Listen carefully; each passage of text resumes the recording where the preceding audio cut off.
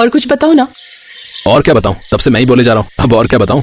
हाँ, अपनी फैमिली के बारे में बताओ ना। तुमने कभी अपनी फैमिली के बारे में कुछ नहीं बताया। मेरी फैमिली के बारे में? अच्छा तो सुनो, तुमने कभी रामगढ़ रियासत के बारे में सुना है क्या? नहीं।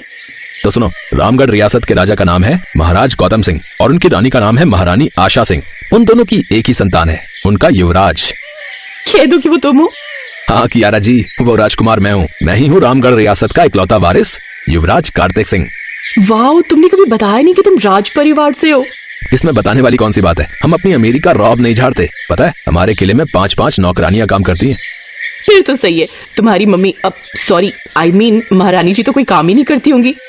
ना, खाना एक नौकरानी बनाती है, दूसरे कपड़े धोती है, तीसरी बर्तन और चौथी घर की साफ सफाई। और अगर फिर भी कोई काम बच गया तो उसे 5वीं नौकरानी निपटा लेती है। यार सही है, अब तो मुझे तुमसे ही शादी करनी है। अरे कितनी सेल्फिश हो यार तुम, अमीर लड़का देख के फौरन शादी पर आ गई है। अच्छा, 3 साल से डेट कर रही हो तुम्हें, और मुझे तो पता भी नहीं था कि तुम राजकुमार हो। कियारा और कुछ कह पाती कि तभी क्लास की बेल बज गई और वो दोनों अपनी क्लास लेने चले गए। लेकिन क्लास में भी कियारा का मन पढ़ाई में नहीं लग रहा था। वो तो अपने अमीर ससुराल के सपनों में खोई थी। और बताओ ना, तुम्हारा महल कैसा है? कितने कमरे हैं उसमें, और गार्डन कितना बड़ा है? मेरा महल? हाँ, वो बहुत ऊंचाई पर है। ऊपर वाला पूरा इलाका मेरा है और महाराज और महारानी नीचे वाले कक्ष में रहते हैं। वाह, मतलब मैं भी तुम्हारे साथ ऊपर वाले कक्ष में रहूंगी ना? क्या हुआ, तुम हंस क्यों रहे हो? अरे मजाक कर रहा हूँ बाबा, ठीक ठाक बड़ा मकान है हमारा। ऊपर मेरा कमरा है और नीचे पापा मम्मी रहते हैं। मतलब तुम रजवाड़ी नहीं हो? क्यों, अब मुझसे शादी नहीं करोगी? नहीं करनी, तुम झूठे हो, बहुत बुरे हो तुम। लेकिन एक बात मैंने बिल्कुल सच कही, हमारे पास वाकई 5-5 नौकरानियां हैं। सच्ची में? खाओ मेरी कसम। अरे हाँ बाबा, तुम्हारी कसम। यार तुम्हारे पापा ऐसा क्या करते हैं कि 5-5 नौकरानियां रखी हुई हैं? मेरे पापा? वो तो सरकारी स्कूल में टीचर हैं। यार ये सरकारी टीचर इतना कमाते हैं क्या कि 5-5 नौकरानियां अफोर्ड कर ले रहे हैं? भाई ये राज तो पापा ही बता पाएंगे। कियारा पढ़ाई लिखाई में तो अच्छी थी, पर उसे घर के कामों को करने में कोई खास मजा नहीं आता था। कुछ महीनों बाद कार्तिक की पढ़ाई पूरी हो गई और फिर उसे एक अच्छी जॉब भी मिल गई और घर वालों की रजामंदी से कार्तिक और कियारा की शादी भी हो गई। आओ कियारा, इनसे मिलो। ये है कामिनी, इन्हें हमारे घर की सदस्य ही समझो। इसी तरह आशा घर की एक एक नौकरानी से कियारा को मिलवाने लगी। कियारा को बड़ी हैरानी हो रही थी कि अपने घर के नौकरों को इतना सम्मान कौन देता है, लेकिन नई बहू थी तो उस वक्त उसने कुछ नहीं बोला। फिर शाम को, यार एक बात बताओ तो। हाँ क्या हुआ? ये तुम्हारी मम्मी मुझे नौकरानियों से ऐसे इंट्रोड्यूस करवा रही थी जैसे वो तुम्हारी बुआ, मौसी, चाची हो। अरे नौकरानियां ही तो है, उन्हें इतनी भी क्या इज्जत देनी? नहीं, वो 5 भले ही घर की नौकरानियां हो, लेकिन माँ पापा उन्हें सम्मान बहुत देते हैं। अच्छा खैर, अब अच्छी बात है, पर मुझे उनके पैर तो नहीं छूने ना? ना, इतना भी नहीं है। अगली सुबह जब कार्तिक और कियारा सो रहे थे तभी उनके कमरे के दरवाजे पर दस्तक हुई। बाबू, चाय लाई हूँ आपकी और गुड़िया के लिए। ये बाबू कौन है और ये गुड़िया? वो कामिनी मौसी है। अब ये कामिनी मौसी कौन है? रुको बताता हूँ। कार्तिक ने दरवाजा खोला तो सबसे बड़ी नौकरानी कामिनी हाथ में चाय की ट्रे लिए खड़ी थी। उसने कार्तिक को चाय पकड़ाई और मुस्कुराकर वहां से चली गई। फिर उसके जाते, ये तो वो मेड थी ना?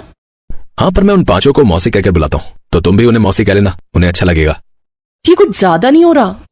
अब जो मर्जी सोचो, हमारे घर में ऐसा ही होता है। अच्छा, पर ये तुम्हें बाबू क्यों बोल रही थी? वो दरअसल जब वो पहली बार घर में आई थी तो तब मैं बहुत छोटा था, तभी से वो मुझे बाबू कहती हैं। वो होता है ना छोटा बच्चा टाइप। अब मैं बाबू तो तुम गुड़िया हो गई। वैसे नाम पसंद आया ना तुम्हें, गुड़िया? कियारा हैरान थी, लेकिन वो कार्तिक के घर के तौर तरीके देख और सीख रही थी। कामिनी, कुछ सब्जी वगैरह लानी हो तो बता दो। नहीं जी, सब कुछ है। आशा, तुम्हें कुछ चाहिए तो बता दो, मैं शाम को लेता आऊंगा। नहीं, अभी तो कुछ नहीं चाहिए। ये कहकर गौतम अपने स्कूल के लिए निकल गए। उनके जाने के बाद आशा अपने कमरे में चली गई। कार्तिक और कियारा भी अपने कमरे में आ गए। अब ये लोग नाश्ता कब करेंगे और कहाँ करेंगी? वो कामिनी मौसी सबके लिए खाना ले जाती है और वो पीछे की तरफ वो बड़ा सा कमरा है ना, वो 5 एक साथ वहीं रहती हैं और खाना वो वहीं खाएंगी। बाकी सब तो ठीक है, पर ये बताओ यार कि हमारी शादी से पहले यहाँ बस तुम 3 लोग ही रहते थे और 3 लोगों के लिए तो एक ही मेड बहुत थी, तो ये 5-5 नौकरानियां क्यों रख ली? अब वो तो मुझे नहीं पता, मैं बहुत छोटा था तब पहली मेड आई थी। फिर कुछ साल बाद पापा एक और को ले आए। इस तरह नौकरानियां आती गई। अच्छा, अभी और तो नहीं आएंगी ना? नहीं, पिछले कई सालों से तो और कोई नहीं आई।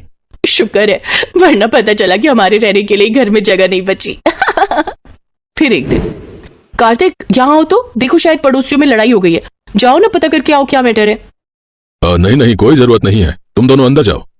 गौतम की बात सुनकर कार्तिक और कियारा घर के अंदर चले गए।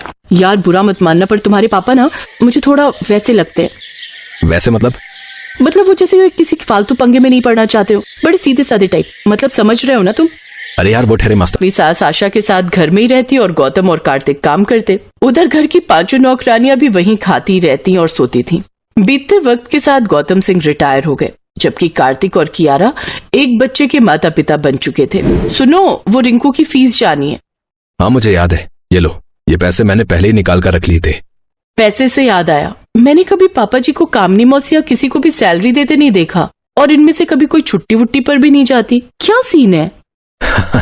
कितने साल हो गए हमारी शादी को, लेकिन तुम आज भी कामिनी मौसी और बाकी की मौसियों के बारे में कुछ ना कुछ पूछती रहती हो। अरे क्या करूं यार, औरत हो ना, बाकी कामों की तरह ये भी मेरा काम ही है। तुम बताओ ना। वैसे मैंने भी कभी पापा को इन पांचों को सैलरी देते नहीं देखा, और मुझे ये भी याद नहीं आता कि कामिनी मौसी या नैना मौसी या बाकी की कोई भी मौसी कभी ये घर छोड़कर गई हूँ। तो तुमने कभी ये बात पता करने की कोशिश नहीं की?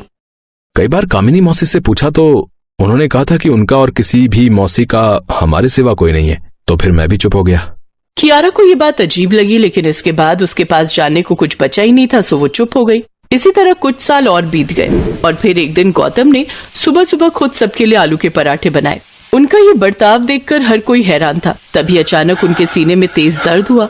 कार्तिक ने उन्हें फौरन बिस्तर पर लिटा दिया और फिर, पापा आपको कुछ नहीं होगा, मैं अभी एम्बुलेंस को फोन करता हूँ, हम आपको अस्पताल ले जाएंगे पापा।